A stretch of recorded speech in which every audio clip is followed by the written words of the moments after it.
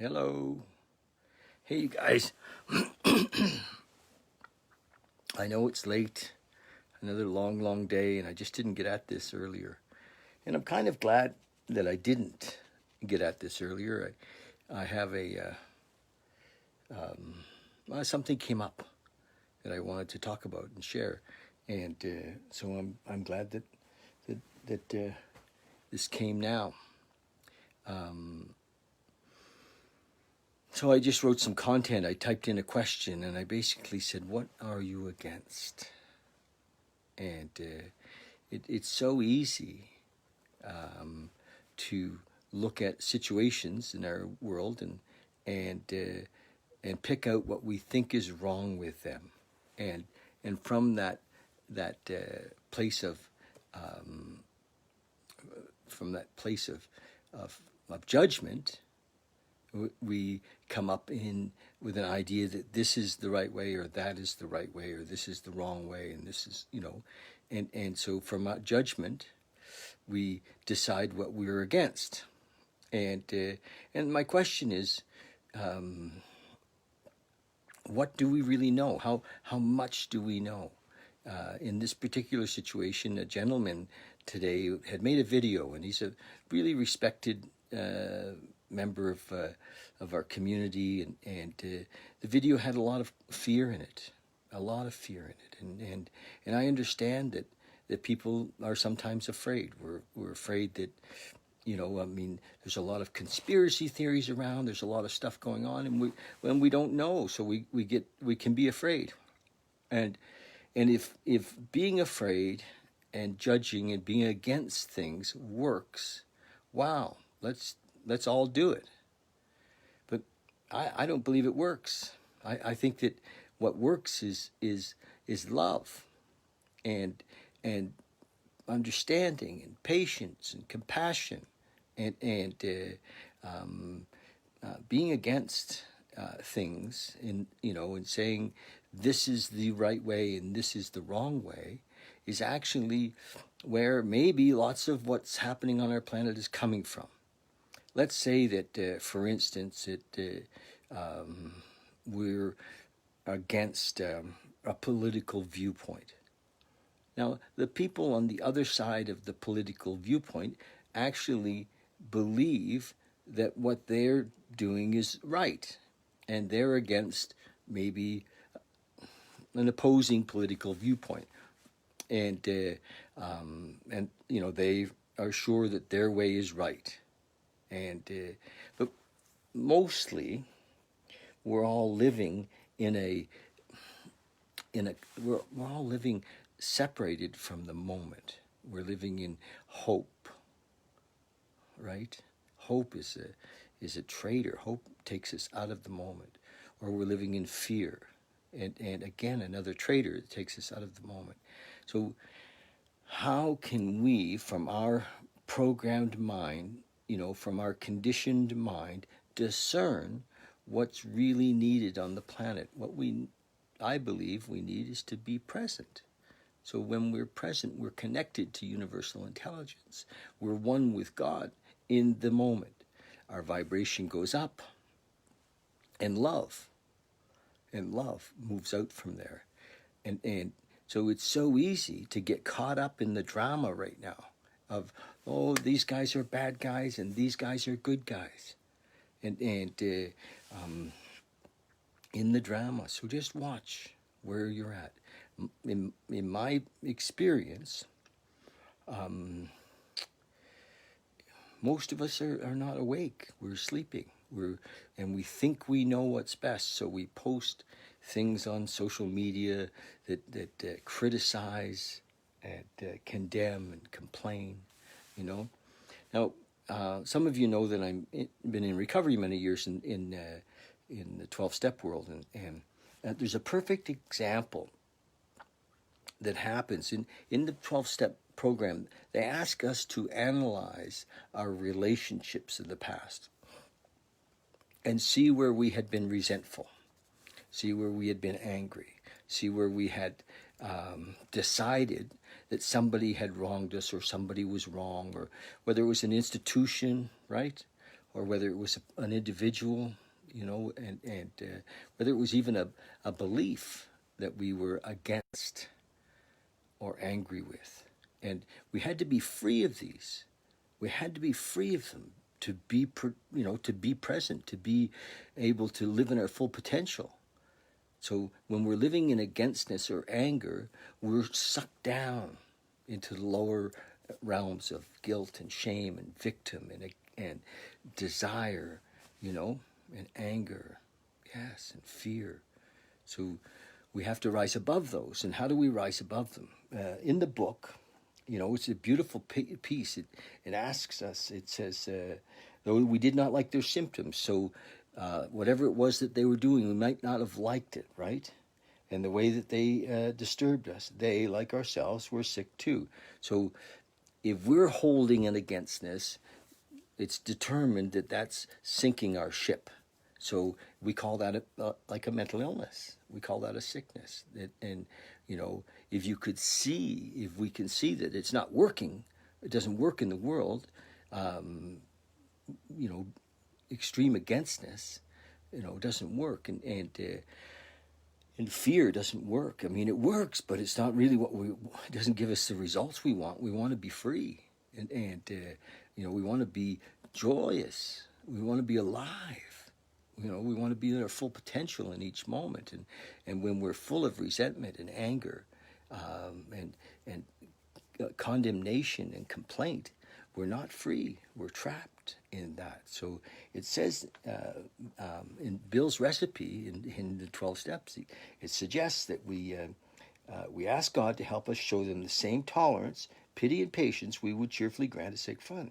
When a person offended, a person or a government or institution offended, we said to ourselves, this is a sick person, institution or government. They're not well. Maybe they're coming from fear themselves, and fear is what pulls us down. How can I be helpful? God save me from being angry. Thy will be done. So each moment we're freeing ourselves from this. So my piece for you today is that what are we for? Not what are we against. What are we for? We're for love, aren't we? We're for freedom, right? And so be in that and show that and give that, and that's in the moment, And if we're living each day as free of fear, free of judgment, free of complaint, free of judgment on ourselves, free of our connection to our ideas of who we should be or who others should be, if we're living in that state, we have access to ultimate power, the power of love. We do. I mean this with all my heart, that so many are getting caught in this fear, and they're creating stories of how the world is not treating them right, or how we're being mistreated in some way. Just recognize that your love can lift up millions.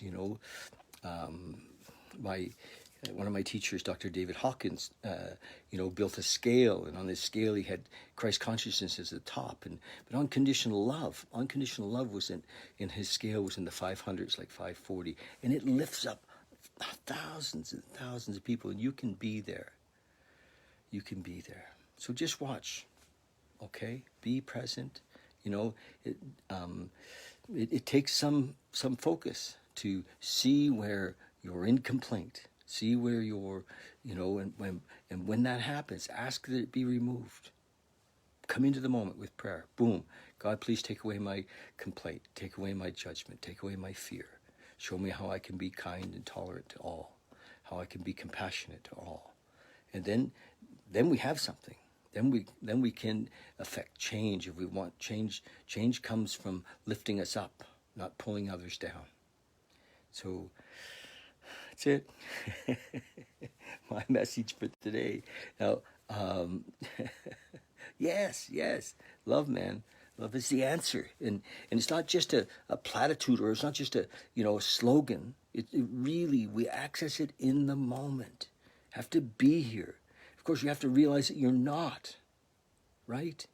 To see that you're not. Because when we're in complaint, when we're in angry, when we're in judgment of others, on ourselves, then we're not present. We're in the mind. And the mind is full of fear. The mind is conditioned that way.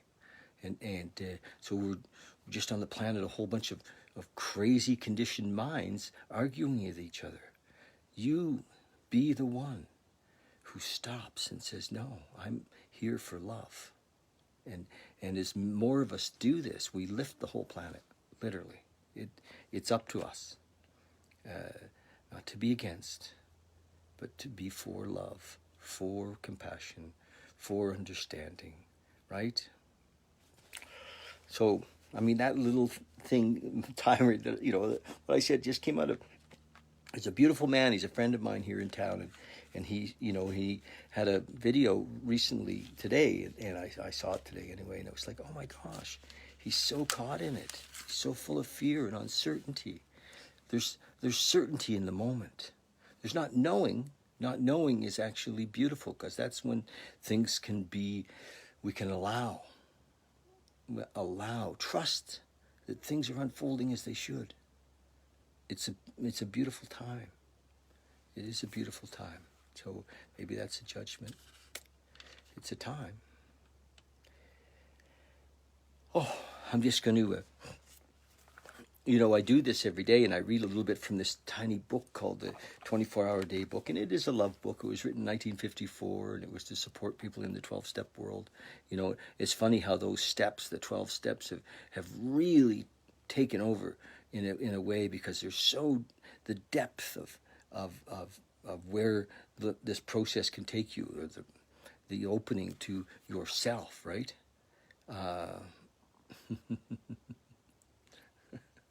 The opening to ourselves, right? In the moment. It's right here and right now. Nothing is missing. Nothing. And this program takes us to that. It brings us to these promises that are just amazing. I think I should read the promises to you. Would you like me to read these to you? Like, this is the gift of the program. Where does it take us? Where does it take us? It's beautiful. Just looking for 82. There we go. This is, there are many, many promises in this book. Yes, jailbreak, you bet, babe. Many promises in this book, but this is the deal. Like, this is the deal. This is awakening. In case you wonder, what does it feel like?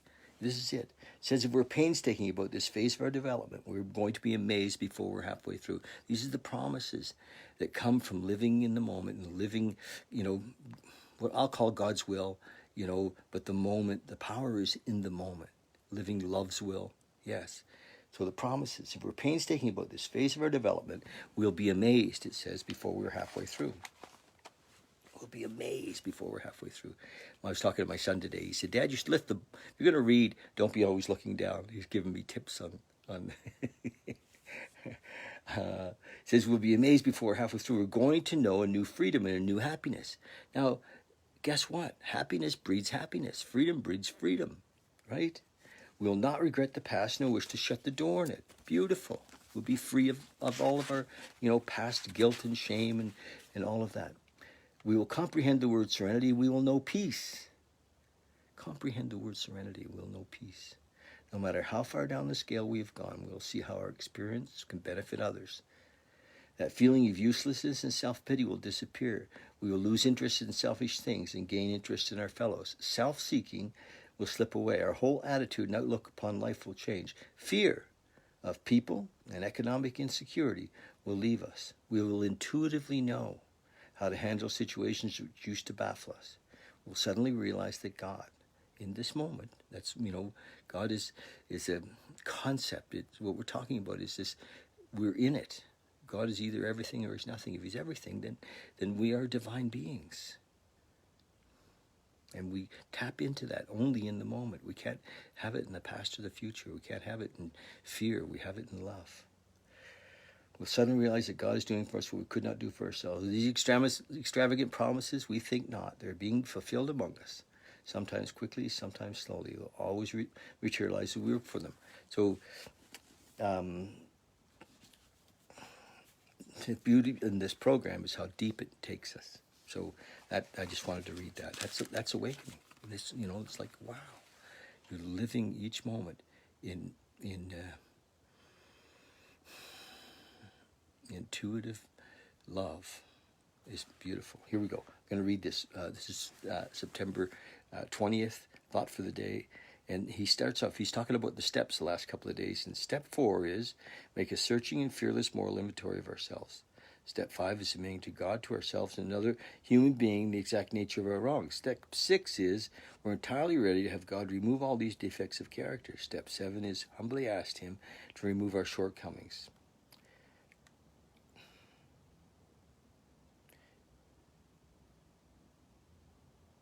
Step 10 is continue to take personal inventory. When we were wrong, promptly admitted it. So we're cleaning up our side of the street all as we go. In taking a personal inventory, we have to be absolutely honest with ourselves and with other people. Have I, it says, taking a honest inventory of myself. So when I'm living in fear, I need to see that. When I'm living in guilt or shame or blame, I need to see that so that I can let it go, so I can ask to have it removed. Meditation for the day. It says, God is good. You can often tell whether or not a thing is of God. If it is of God, it must be good. Okay, great. Honest, purity, unselfishness, and love, there we go, are all good. Unselfish helpfulness is good. And these things all lead to an abundant life, a life of love. Leave in God's hands the present and in God's hands the present and the future, knowing only that He is good. The print is really small. It's late in the day. Oh, the hand that veils the future is the hand of God. The hand that veils the future is the hand of God. Good. Yeah, He can bring order out of chaos, good out of evil, and peace out of turmoil. We can believe that, and we can believe that anything really good comes from God, and that He shares His goodness with us. So his writing is a little bit dated, but I basically what he's saying, if we live in this moment, in connection with this moment, that hi Rick, we read these promises at the beginning of each meeting. Yes, great carrot for the fearful newcomer. It's actually a great carrot for all of us, buddy. I mean, who wouldn't want to live that way moment to moment? Here we go. Let me finish this one more thing. Prayer for the day. I pray that I can reach out for the good. I pray that I may try to choose the best in life. So, be here now. Be here now. Love is in this moment, right? Okay, you guys. So it's not even what are we for. Just be here in love. And look after